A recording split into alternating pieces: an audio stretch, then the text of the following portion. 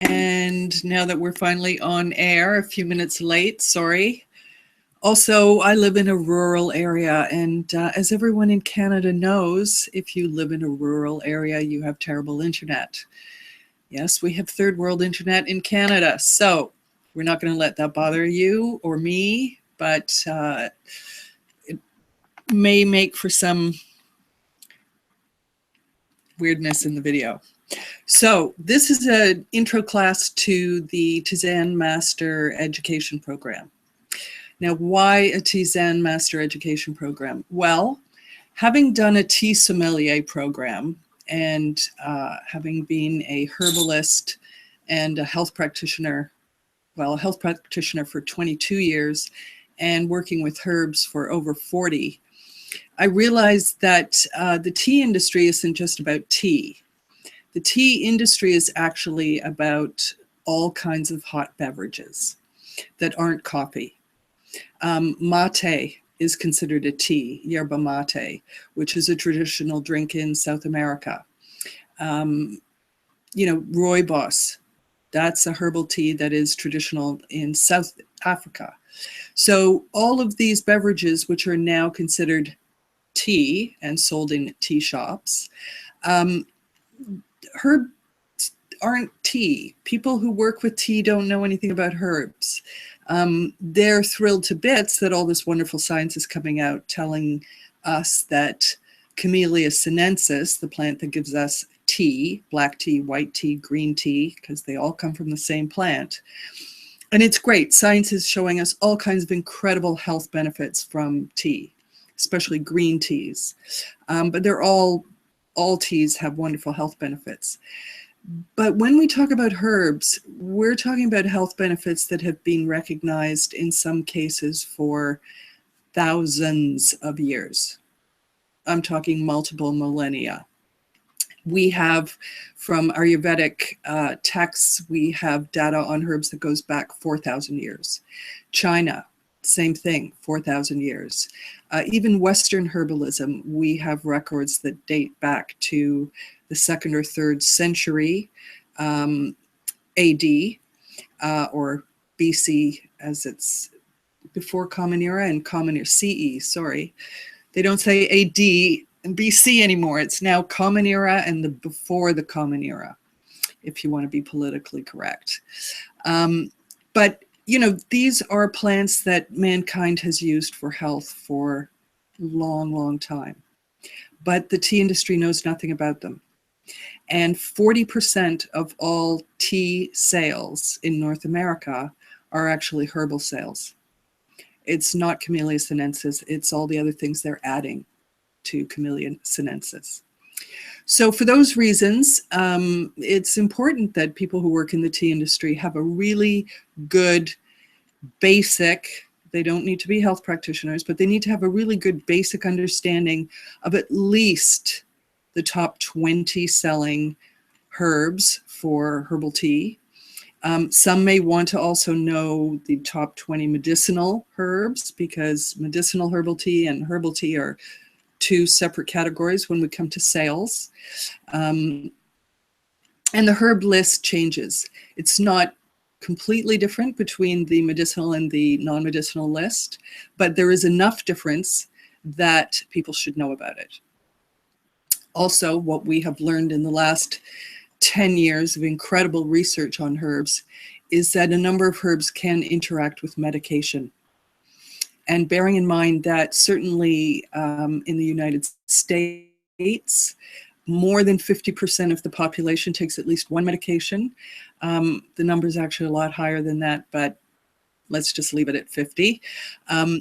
So if you're blending herbal teas, or if you're selling blends of herbs with or without regular tea, it's probably a really good idea to know what you're doing, because you could tell someone, oh yeah, sure, that tea is fine in pregnancy.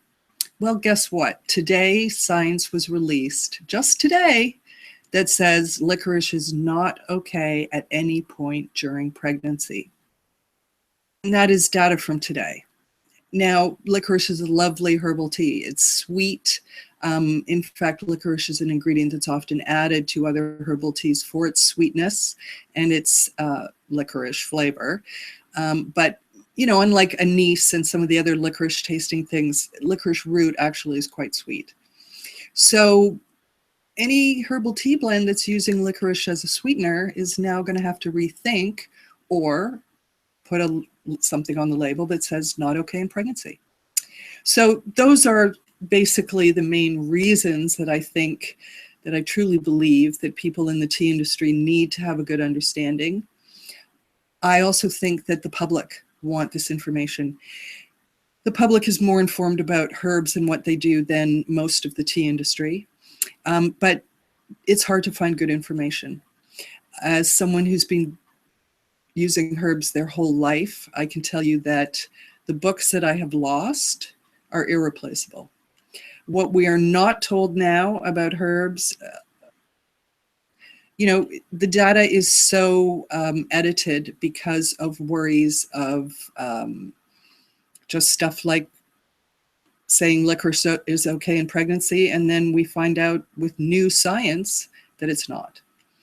So safety is a big concern. And also, it's your profit margin, people.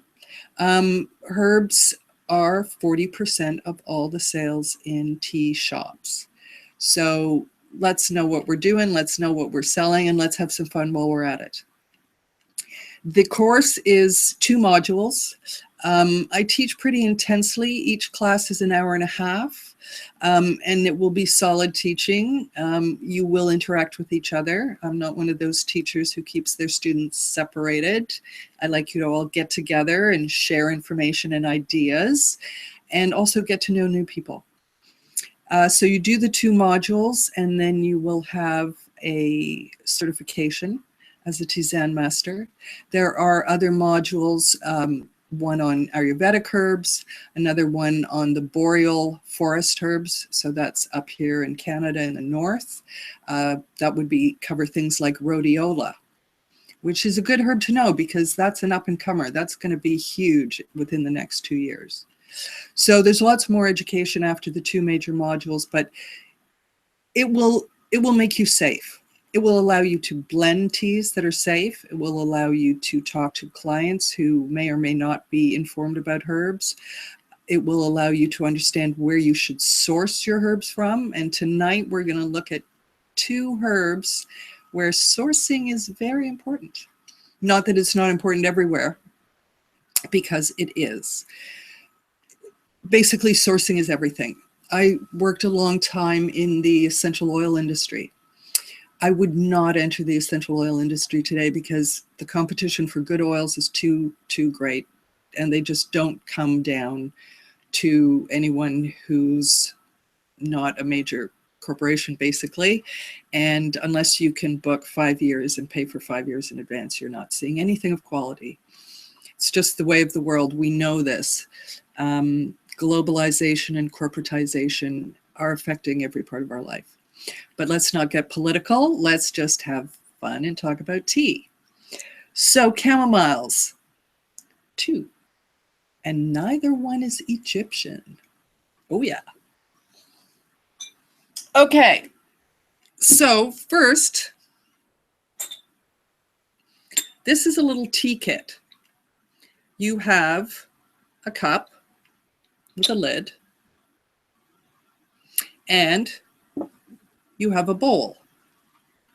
So what you do is you put a measured amount.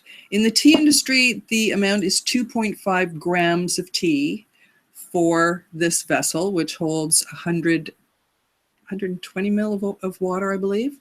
I should know that.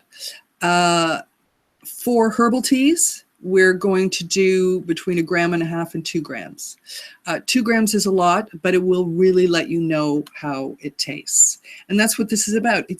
You have to get to know your ingredients, get close to them.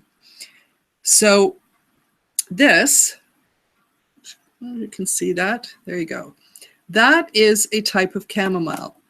I'm pouring it on the table. This is 2 grams of Roman chamomile. Now, this is a double flowered Roman chamomile.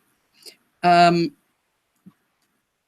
fact, how can I, without moving the camera, there you go. So you can see the flowers. So that is the double-flowered Roman chamomile. Now the Latin name, and yes, we're going to do Latin names. You're going to know them and you're going to love them. The Latin name for Roman chamomile has changed. When I started, oh God, when I was a kid, I can't even remember what the name was. And then probably somewhere by the time I was in my 20s, so a number of years ago, the name was changed to Chamomilla nobile. That is the chamomile that they grow in the UK. This is also the chamomile that is the more expensive of the two. It is not grown in Egypt. In Egypt, they grow German chamomile. So those are the two kinds of chamomile. And here, you can see that. That is German chamomile. Now, if I had a single-flowered Roman chamomile as opposed to this crazy, beautiful, big, double-flowered, right? You can see the size difference. The little teeny tiny German chamomile next to that Roman chamomile. So if I had a single flowered Roman chamomile, you wouldn't see a lot of difference between the German and the Roman. The reason that they prefer the double flowered for the Roman chamomile is that it is less bitter. And that's one of the main differences taste-wise between Roman chamomile and German chamomile is flavor. The German chamomile, which is the one that is so widely used, and it is what they grow in Egypt, so it's what people call Egyptian chamomile. It's Matricaria recutita is the Latin name. So Roman chamomile and German chamomile are not even the same genus. Not the same species, not the same genus. They're in the same family, the Asteraceae, but they are two completely separate plants. Both called chamomile, but unrelated. So if you ever wondered why people need to know about herbs, that'd be a really good reason right there. And I have to say that I have never spoken to anyone in the tea industry that knew that there were two types of chamomile and that they weren't related. Lots of people don't know that, but it's very relevant because they actually have quite different effects in the body.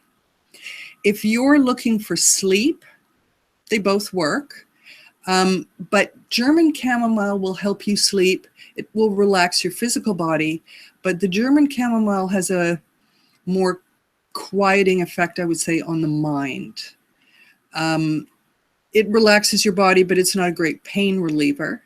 Whereas Roman chamomile is an incredible pain reliever. It is a very powerful muscle relaxant, and it's a very powerful antispasmodic. German chamomile, not so much. So if you're blending a tea and you want to help people go to sleep at night, that's great.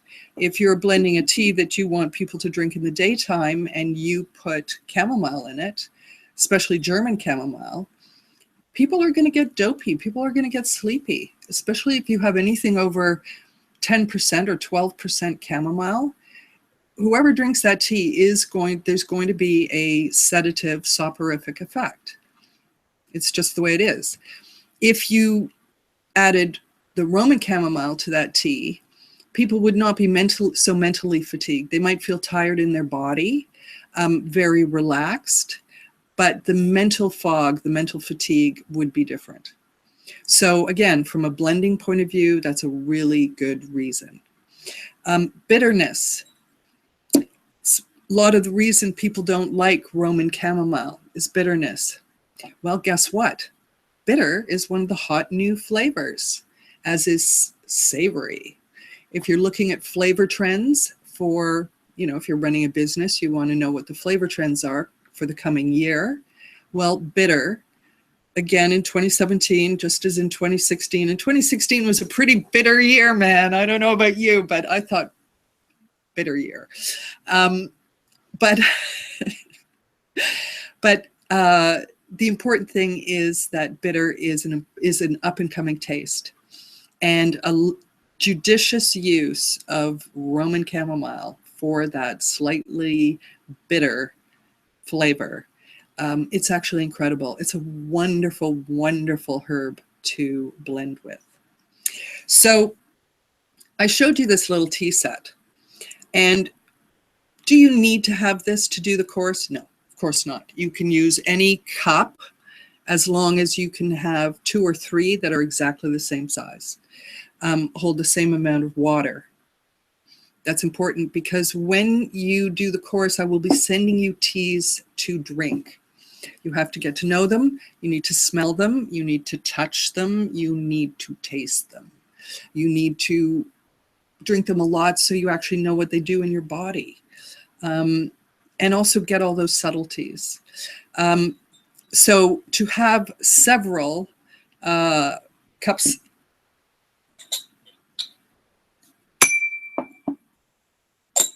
you know, these are the same. I don't care what you use as long as you have 2 of the same. If you are using something like this, you will put your 2 grams of tea in there. You will fill it with water. You will put the lid on. You will steep it for the required time. Now, that's another place where tea and herbs differ. Steeping times. Anybody who is a tea drinker knows that different colors of tea, black, green, white, yellow, pu'er, oolong, they all need different water temperatures. And some of them, like pu'er and oolong, you will probably actually even brew them and steep them in a slightly different way. But when you're getting to know them, you want to treat this scientifically. You want to do exactly the same thing with each plant that you're tasting, each herb, the correct temperature, the correct amount of time for that plant.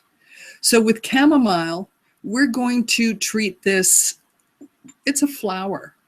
So we're going to treat this more like a white tea. So we're going to use a water that has a lower temperature, 75 Celsius, about 175 Fahrenheit. Having a little thermometer is going to be a necessary part of your kit. To buy the ones that are in Fahrenheit, cheap, cheap, cheap, easy to find. To buy them that are metric, harder to find. I don't know why. We in Canada are metric, have been for decades. But, you know, these little, so there's your thermometer and it has a little, nice little safety thing because the point is sharp. But you want this because you want to know exactly what your water temperature is. Uniformity. So we will put the correct temperature of water in our cup. We will lid it because you always want to keep all of those. With herbs, the first thing that's going to evaporate when the hot water hits it is the essential oils. And that's a lot of the flavor. So with the lid on, what's going to happen is the steam is going to hit the lid. It's going to condense and it's going to drip back into the tea. So you are not losing all of those delicate volatile oils. That's why it's so important to cover your tea when you steep it, whether it's herbal or regular tea. Steep it for the required time. And then what's handy about these little things is they have this little spout. So you put it in your, has no water in it. Anyway, when it has water in it, it will stay there and you just let it drain. And then you can, once it's drained into the bowl, you take it out, you tip your leaves onto here so you can examine the wet as well as knowing what the dry looks like. And then you have your bowl with your Tisane infusion in it, and you can taste it. Tasting is usually done with a spoon. It's hot, so use a spoon and slurp You'll learn all these techniques. Slurping is cool. Slurping is the way to do it. They say you want the liquid traveling into your mouth at about 120 to 140 miles an hour. So that's a good slurp. You can practice with noodles. But it does make a difference, because what happens is you sort of aerosolize the liquid. So it goes all the way around the mucosa of your mouth, covers the entire inside surface of your mouth. So you get the flavor that way. Also, it creates that movement of air into the back of the mouth will drive the odor molecules up into the sinus cavity. And as we know, the bulk of taste is actually smell. So you want to do that. And, you know, I know it sounds odd, but sometimes you have to drink something a lot to really get to know it.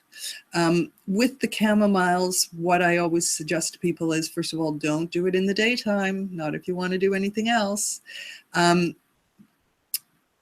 Evening, and drink the tea 2-3 times, 2-3 days in a row, so that you actually understand the effect it's having. You know, when we try something once, we can say, oh, that had this effect on me. If it's a bad effect, don't do it again. But if you want to treat this scientifically, of course, gauge the effect, take notes, write it down. What did you think of the flavor? What did you think of, how did it affect you? And then do it again, 2-3 days in a row, 4 days. I mean, when you're getting to know the herbs, this is the beginning of a lifetime of education, is the bottom line, as with anything. As Malcolm Gladwell said, 10,000 hours to be an expert. But it's more than that. As a pilot once said to me, the only people that make him nervous are the people who are pilots who don't fly every day. And I can understand that. Anybody who is a car driver or a bicyclist knows that the first time you're back in the driver's seat after months or years away, oh yeah, there's a process going on here where like muscle memory is being remembered. So we have to get that same relationship with our herbs. Come summertime, you'll be dealing with the living herbs. And that's a whole nother thing. Once they're dried, their character changes. I always suggest to people that if you really want to get to know a plant, have pictures, as many books or web sources, if you have to, as you can. Try and use good books. Try and use books that have Latin names in them and really good horticultural descriptions. That knowledge is useful. It will help you, just understanding that the two chamomiles are completely unrelated as genus, that the closest they are is in the same family, and bearing in mind that an apple and a rose are in the same family, you can see that that's actually pretty, they're cousins, but they're not kissing cousins. Matricaria, recutita, Chamomillum nobile, they're different. Get to know them. Get to know their price. Get to know where they're grown in the market. And think carefully about your sourcing. One of the interesting things about chamomile, like many grasses, including wheatgrass, the German chamomile, the Matricaria, has a habit of picking up toxins from the soil. One of the reasons that people drink wheatgrass juice or that wheat is grown on soil with toxins in it is because the wheatgrass has the ability to absorb or chelate those toxins. When wheat is growing in the ground, as long as it's green, it will pick up out of the soil, it will absorb out of the soil any toxins. When that wheat ripens, any toxins in it, and that includes heavy metals or any kind of contaminants of any kind, as the wheat ripens, it drops it back into the soil. So when they're doing soil remediation, wheat is one of the things that is grown, and then it is cut down when it's green so that the green wheat containing all these toxins can then be incinerated and dealt with properly. If you are buying your chamomile from a country where there's a lot of pollution, it's not so good because it's harvested when it's green, when it's in its prime. You know, you want 40% of your flowers open. Yeah, that's something to think about. So personally, we encountered this problem in the herb and essential oil industry during the war that went on with Bosnia, Herzegovina, Croatia. Just terrible. It's getting close to 20 years ago now. But in certain areas, there were a lot of bad weapons used, including spent uranium. And within 2 years, the uranium molecules, radioactivity was being found in plant material out of those areas. So importation stopped. Nobody in the herb industry was using that. And those areas have had to, I mean, some of those areas we can't get herbs from, and we don't. Other areas have been remediated, and now there's no danger. But heavy metals in the air, lead, cadmium, all those, mercury. So, if you're in a coal growing area, don't be picking herbs. Just don't. Try and don't even pick them by the side of the road, because all those car fumes that go by and just all the oil and stuff that's on the road, all of that will be in the plant material that you harvest if it's by the side of the road. 100 meters back is the minimum. 100 yards, 100 meters, very similar. That's the minimum you want away from the road. You can be stricter than that. As far as possible from the road is good, and as in clean areas as possible. We will, in the course of this program, be talking about wildcrafting. It's an issue. Great plants like echinacea have been eradicated from the wild by herbalists who were well-meaning but weren't paying attention, or maybe there were too many in an area. But, plants, like any family, if you're down to one or two, the family's probably not going to survive. Families need to be of a certain size to be able to survive. That's very, very true in the plant world. Not all plants grow from seed. So if you are wild harvesting, we will talk about criteria that you can use and organizations, wonderful organizations that exist in the world to help make sure that wild harvested plants are coming from sustainable areas and being harvested in a sustainable manner. Okay, I'm wittering on here. Let's go back to the chamomiles just for a quick minute. If you are a herb tea drinker, chances are that you've never actually had Roman chamomile. You may not even find it in a tea shop. If you want to try it, I recommend going to your friendly local herb shop. There are some places online. Be careful with online sellers of herbs. Personally, I like to see what I'm buying.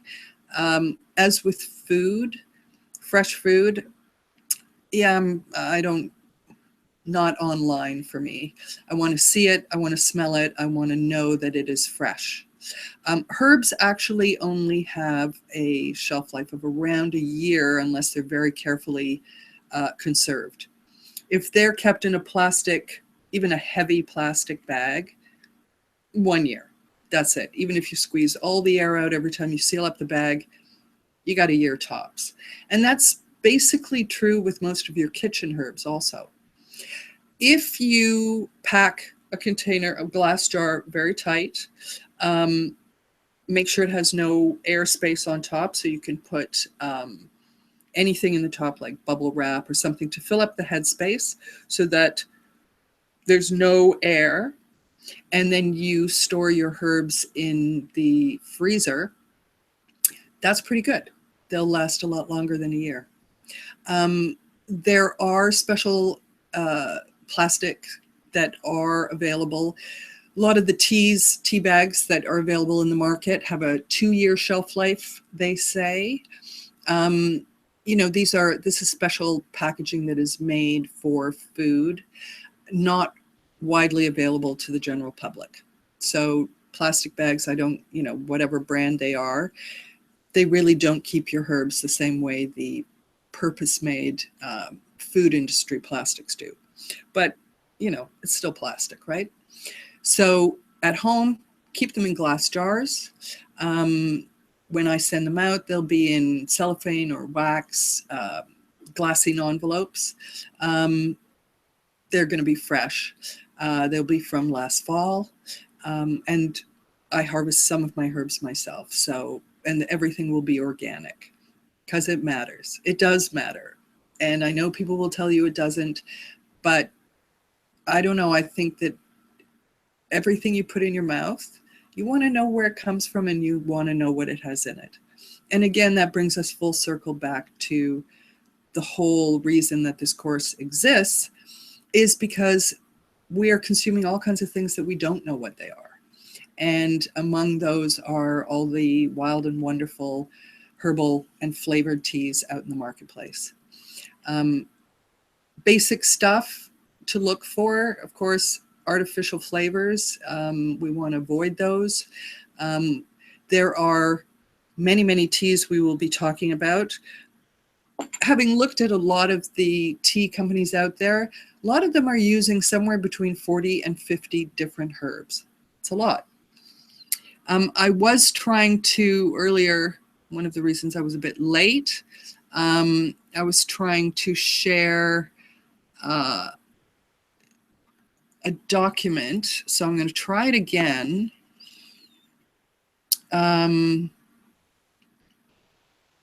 Let me see.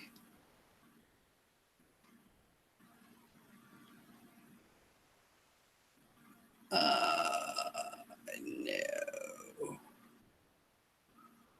Can I? There we go. Okay, we're going to do it this way. Right. So hopefully you can see this. I'll make it a little bigger for you. This is an example of the kind of data you will be creating for each of the herbs that we discuss. You'll receive blank forms. We will talk about all of the various attributes in class. The chemistry I will be providing you. I don't expect you to be able to taste a tea and analyze its chemistry. Hardly anybody can do that. But tasting notes, that's your taste buds, not mine. And that's, you know, that again, we have to remember everything when it comes to taste is very subjective. There's, you know, the idea that there's super tasters and all of that. Well, pay attention. That's what it's about. And also that 10,000 hours, going back day after day after day, revisiting the plant, revisiting the tea, smelling it, tasting it, getting to know it. It takes you a while to get to know another human being. Give herbs the same chance. So we'll be doing something like this. This was something I prepared for the wonderful folks at the Algonquin Tea Company. Interesting herb. This is one of the boreal herbs, and you'll see here, look at all of these, and especially this one, ECGC, Epicatkin gallo, oh, I got that wrong. It's EGCG, Epicatkin gallo. Not very good, is it? I should know that. Anyway, that's what's in green tea, folks.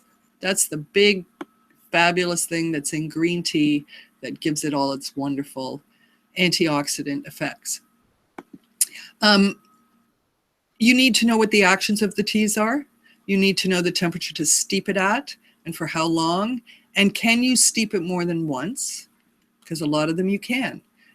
Just like tea. We don't do one steep and then throw the tea bag or the loose tea away. Steep it twice. The color. We know how much the color of things affects us. That's one of the reasons that you are using this white cup and bowl. White is good. White shows you the color. If it's a blue bowl or a green bowl or transparent is good. Glass is fine because you can see the color through, but it will be paler than it will in a white vessel because white reflects the light back. So you want to be able to see the color and the subtlety. All liquors, as they're called, a tea, when you're doing a tasting, that's called the liquor, non-alcoholic liquor. But the color of it, is it mobile? Is it, is it seem thick? Even the difference between Roman chamomile and German chamomile, in the quality of the liquid itself, there's a difference. And interestingly, that since both of these herbs are very famous for skincare, Roman chamomile, that slightly thicker, it's not viscous, but it is slightly thicker than the German chamomile liquor. But it is a fantastic skin cleanser and makeup remover. So there's a certain, it could be saponins, although Roman chamomile is not really famous for having saponins, but there is some chemical in the Roman chamomile that affects the viscosity of the liquid, and that also makes it more able to remove things off the surface, so off the surface of your skin. But again, we'll talk more about that. Something to remember also, I've put here that the tea becomes very tannic if over brewed. So if you use too hot of water, whatever, brew it too long, very tannic. Those are the kinds of things you want to know. Tannins have an effect on people and can have a very negative effect for people who have kidney stones or gallstones. So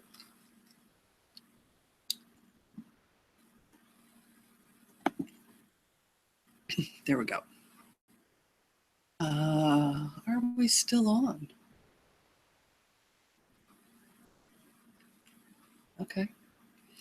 Right. Well, that's kind of it. I don't know if there is any questions or where my camera has gone.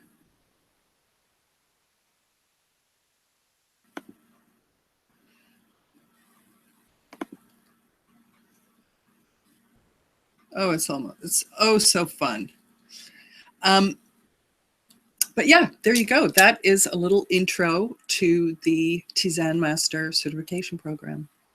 Next Tuesday, I will be back for another little intro class. If you are interested, email education@suzannecatty.com. Should be at down below on the YouTube page. I also have a Google Plus account and a website, which is suzannecatty.com. There's more information there. The course syllabus is online, the fees. I'm also going to be running some contests on Google Plus that you could win $50 off the course. So look for those in the next week. And with that, my friends, I am going to wish you a good night. I didn't drink chamomile because I had already had one. And it is time. So I wish you all a wonderful evening, and I hope to see you next week. Enjoy.